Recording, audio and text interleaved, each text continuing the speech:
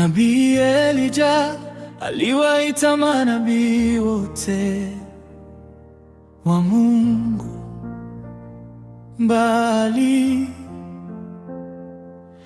Lengo la Elijah ilikuwa ni kumthibitisha Mungu wa kweli ni yupi, kati ya Mungu wa Baali na Mungu wa mbinguni. Akawaambia watu, nikaribieni mimi. Akachukua mawe 12 akajenga madhabahu, akaweka kuni juu yake, akaweka sadaka juu yake, akachimba mfereji, akawaambia watu, mvageni maji mapipa 4. Wakamwaga maji mara ya kwanza, mara ya pili na mara ya tatu. Elijah akaanza kumuita Mungu, Mungu wa mbinguni, Mungu wa mbinguni, ajulikane kuwa upo. Moto ukashuka ukaramba ile sadaka, zile kuni na yale mawe, ukaramba na mavuno na maji. Watu wakasujudu, wakasema, huyu ndiye Mungu anayepaswa kuabudiwa, ndiye Mungu ninayemwimbia, Mungu wa Elijah. Haleluya, Mungu wetu, Mungu ni Mungu tu, atabaki kuwa Mungu tu.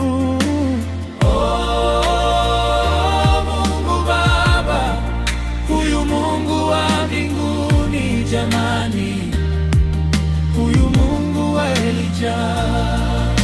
Maishani mwako, mahali pote unapotembea, hata wainuke wamseme vibaya, hata wamkatae mbele yako.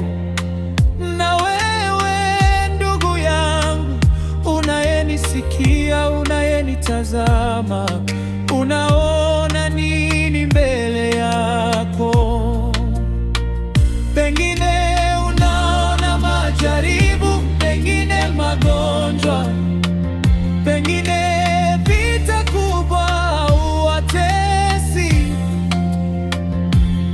We mkaribie Mungu tu, hakuna linaloshirikana na Mungu aliyemshindia Elijah. Katikati ya manabii wa Baali atakushindia nawe.